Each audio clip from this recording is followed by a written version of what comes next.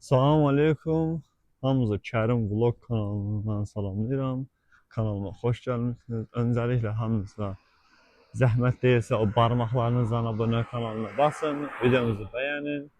Sizə Avropa haqqında bəzi məlumatlar edəcəm. Bugünkü mövzum hamının ən sevdiyi mövzudur və hamının maraqlandığı mövzu puldur. Azərbaycanda, Gürcüstanda və digər ölkələrdə fikirləşirlər ki, Avropaya gedəkmi? Avropada gəlir mənbələrindən ən güclü gəlir taksicilik, dönərxana və kuryerlikdir. Bugünkü günümüzdə Avropada, yəni Avropanın şəhər mərkəzlərində, kənd mərkəzlərində deyil, şəhər mərkəzlərində ən çox qazanc yerləri dönər, taksicilik və kuryerlik. Yəni əgər gəlirsinizsə da bu işə görə gəlin. Hə, kuryerlikdə prava lazım deyil, ehtiyac yoxdur. Məsələn, YSB-də. Misal bizim bu qaqaş. Və hal-hazırda gecə saat neçədir? 12-yi keçib bizdə. Yəni hal-hazırda kuryerliklə məşğuldur. Bugünkü gündə, yəni nə qədər saat çox öz işi olur. Kuryerlikdir, taksiçi, hamısı sənin şəxsi işindir. Yəni ki, şərt deyil ki, çox işləyərsən, az da işləyə bilərsən. Amma dönərdə elə deyil. Dönərdə stabildir. Minimum 14, maksimum 18 saat işləyirsən. O sənin üçün xeyirdir mi? Bəli, xeyirdir. Nə qədər çox saat işləyərsən, o qədər çox olar. Məsəl üçün, Vroslavda yaşayıram. Mən məsələn Poloniyanın ən gözəl şəhərlərindən, mənə görə ən gözəlidir, amma bəzilərinə görə ən gözəl şəhərlərindən biri buradır. Düz mərkəzindəyəm. Belə deyim mən sizə. Taksicilikdə ayda gəlir mənbəyi tərtəmiz 8000 8500 belə gəlir mənbəyidir zlotla. Kuryerlikdə də yəni rahat işləsən, özünü öldürmədən işləsən 6000-6500 gəlirim var rahat. Dönərdə amma çoxdur. Niyə çoxdur? Dönərdə taksicilik kimidir və hətta elə olur ki, taksiciliyi də keçə bilərsən iş saatına görə. Taksicilikdə yağış çox yağanda, yəni hava şəraitinə görə çox qazanır. Məsələn, həmişə getdiyin yerə 12 zlot, 13 zlota gedirsənsə da, yağış yağanda daha çox qiymətə gedirsən. 12-10 zlotun olur, 18-19 zlot olur. Kuryerlikdə yağışda çox adam işləmir. Kuryerdə mən deyim sizə. Amma yağışda da onda çox bahalı olur. Yəni bahalı olur deyəndə sənə görə deyil. Məsələn, sifarişi sən verirsənsə da, sən ödəmirsən onu, şirkət ödəyir. Sən şirkətə pul ödəyirsən, o ödəyir. Kuryerlikdə dediyim kimi 6000-6500-dür, taksicilikdə 8000-8500-dür. Hal-hazırda mən dönərdə işləyirəm deyə, bax, bugün 14 saat yarım işləmişəm. Yəni, Avropada elə bir şəraitdir ki, yarım da işləsən, yarım saat da işləsən, yarım saatın da pulunu ala bilirsən. Daha Azərbaycan və Gürcüstan ya Türkiyə kimi yerlərdə, hay sən yarım saat artıq işlədin.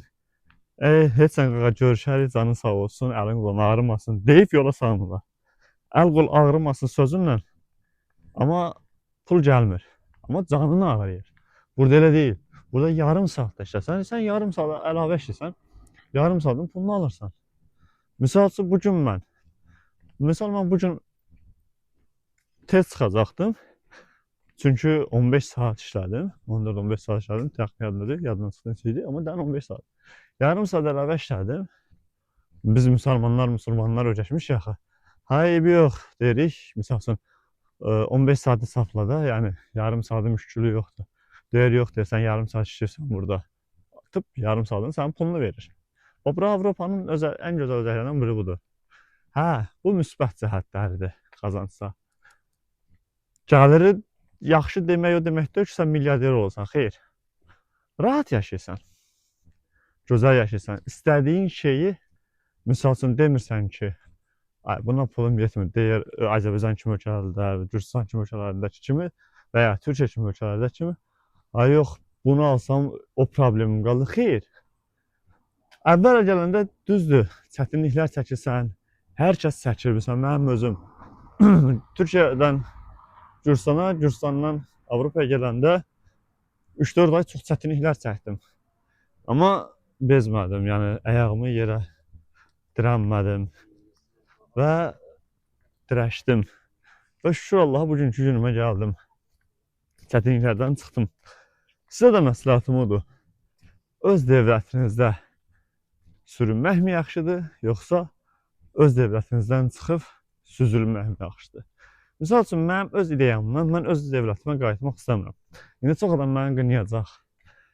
Bax, ailəlisənsə də, heç məsələn, mən ailəli olduğum üçün mən öz şəxsi ideyamdan deyirəm ki, mən öz ailəmi gətirsəm, burada kirada da yaşasam, qoy artırmayayım. Yəni, milyarder olmayayım, öyle yaşaya almayayım. Amma burada, yəni, lübo işlə işləyə bilərsən. Kirada yaşa, kiranı da rahat ödeyə bilirsən. Pulun da olur, gəzə də bilirsən. Həftədə bir dəfə bu kadro oyunda gəzə də bilirsən.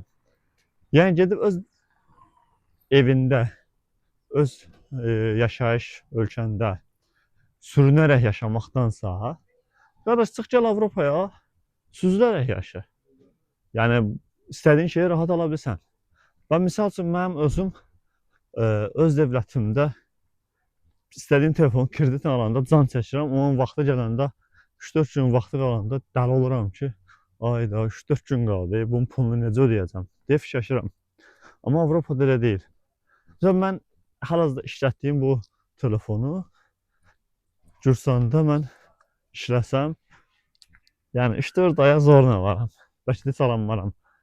Hətta mənim biri yorumlarda bir qaqaş yazıb ki, qardaş 3-4 ay nədir? 3-4 ilə zorla varam deyə biri cavablandırmışdı. Mənim hazırda işlətdiyim telefon 16 Pro Max-dır. Hal-hazırda əlimdəki telefon. Amma mənim bunu almağım sadəcə 17 gün çəkdi. O da nə deyə 17 gün çəkdi? 17 gün işlədim. Əlimə pul keçdi. Özümdə 12 Pro Max idi.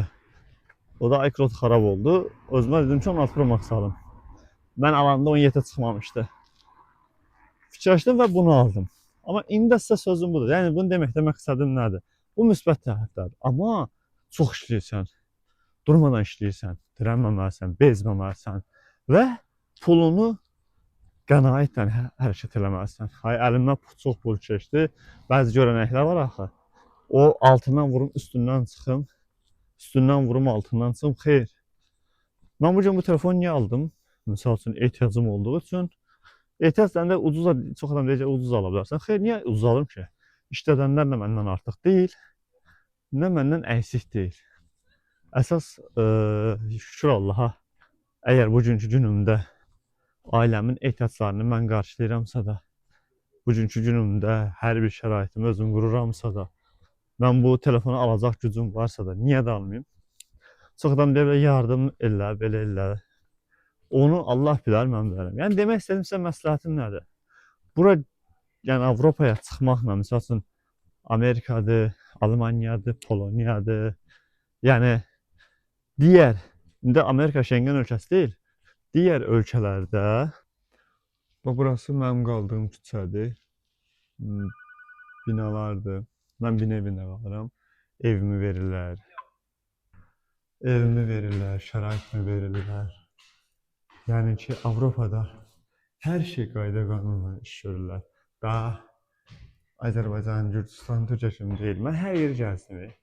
İran, İraq, Rusiya, Türkiyə, yəni hər yer. Sizə məsləhətim odur ki, çıxın.